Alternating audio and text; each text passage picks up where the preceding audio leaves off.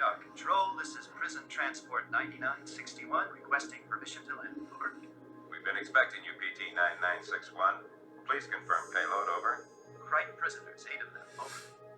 There seems to be a problem, PT 9961. My advance notice cube states that there should be 10 Crichton prisoners aboard your ship. Please explain, over.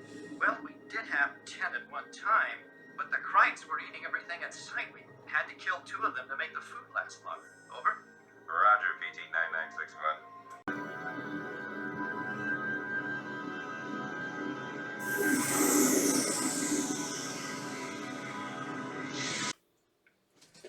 Of course, aliens have to come and do something to Kansas farm folks. It's always a farm. It's always a farm. Why is it always a farm? Critters is a 1980s film from New Line Cinema, which, to be fair, has definitely aged pretty damn well. The original film is still, in my opinion, the best film in the entire series, and they've tried. There's a Shudder series, there's several fan productions, and of course there are a grand total of 5 films. I'm going to say it though, the first one does seem to be the best. I don't normally think that way with every film, but in this case, this particular film does a great job of building up all of these characters. It does a great job of setting them up. And in fact, many of the actors who at the time were not well known have gone on to become actually pretty decent, stars, or have definitely managed to keep getting work.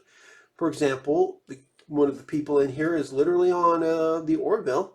Another one, of course, became the Phantom and was on a particular ship that shouldn't have gone anywhere near an iceberg, just to give you some hints. The movie just really, really hits it home, and I think it does a good job for that. Oh look, and it's E.T.'s mom. Definitely not playing off of that. Of course, you could also go The Howling, Cujo, and she also popped up in another one of the Critters movies, so hey, give Dee Wallace her, her amazing charms. This woman definitely gets around, and she's actually still in pretty good shape to this day. I can't complain. And she's only one of many actors in this film that I'm like, yep, that's why I want to watch it. And of course, aliens want to eat a small American family on a farm. Like I said, all of these people pretty much went to do some pretty good stuff. I have to say, though, I love the fact that you get to see this family, you get to see them actually being, family members and stuff, and they have their own quirks. You have the farmer dad, the farmer mom, the daughter who definitely has other things going on, and of course, good old son. The film just builds so well on these things, and of course, it definitely loves putting other tropes in the film. Okay, they had to put this in just to throw in every reference to every major sci-fi franchise if you think about it. We've got Star Trek, we've got a couple of other things. I mean, it makes sense.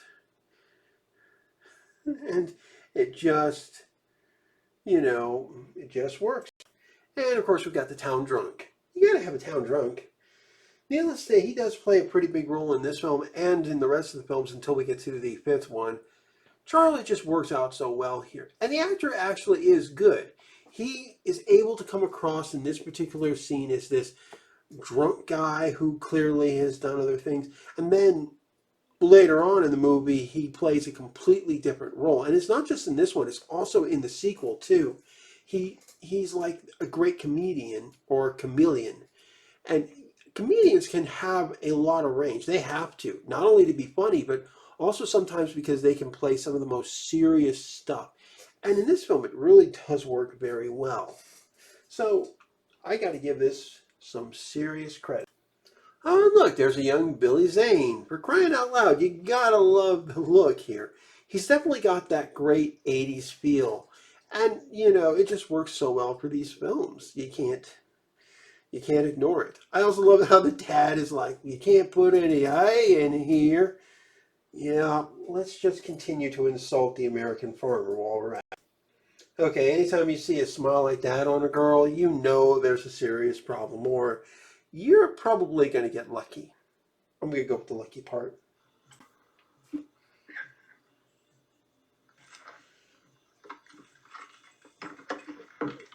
Yeah. Just in case you think I'm joking about the Kansas farm folks, I'm not. And of course, the flying saucer now comes over, or in this case, the flying diamond. I think it's a diamond. Either way, these aliens have definitely got some attitude problems coming.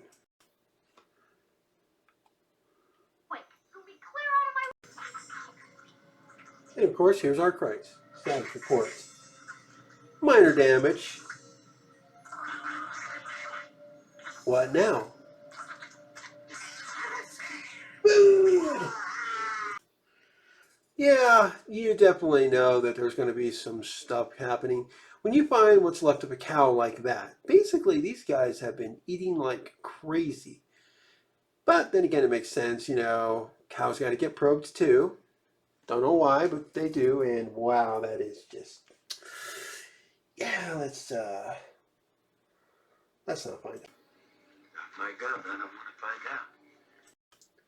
Truer words have never been spoken. And I agree totally with this dude. This is one of the differences between some of the other sci-fi or horror movies where, you have the really dumb people. And I got to admit it, this movie, they're at least not stupid. They actually know there's something to be worried about. And let's face it, the dad's first response is, yeah, I'm not going to go investigate without a shotgun. And since these are farmers, that's a big-ass gun.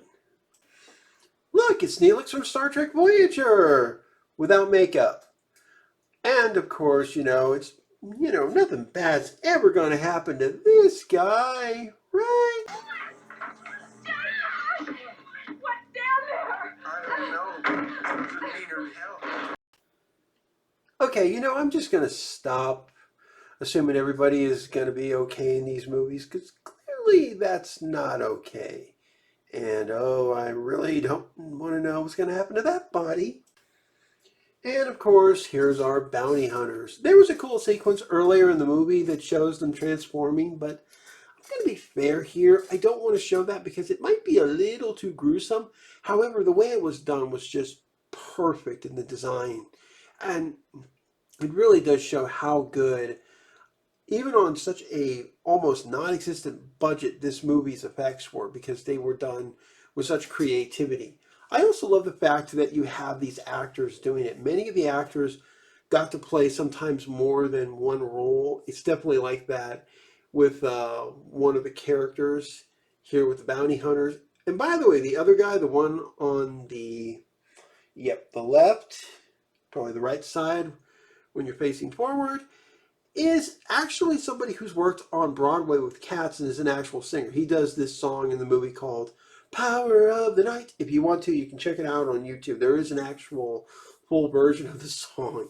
And it's apparently still pretty popular. And yes, there was more than one song in this movie. I'm just putting it out there. Just putting it out there. And of course, we got a little Looney Tunes moment here. Yeah, he's enjoying that.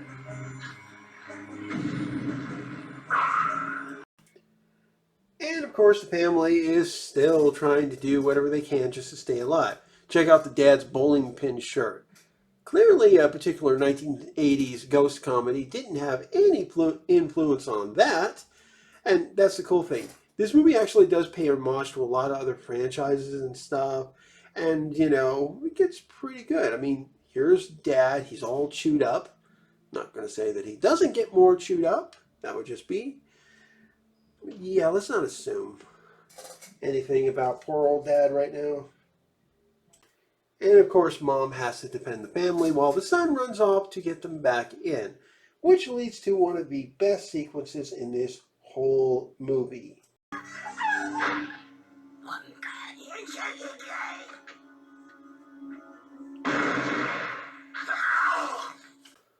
All the while, the bounty hunters are still going through the town looking for these bloody monsters.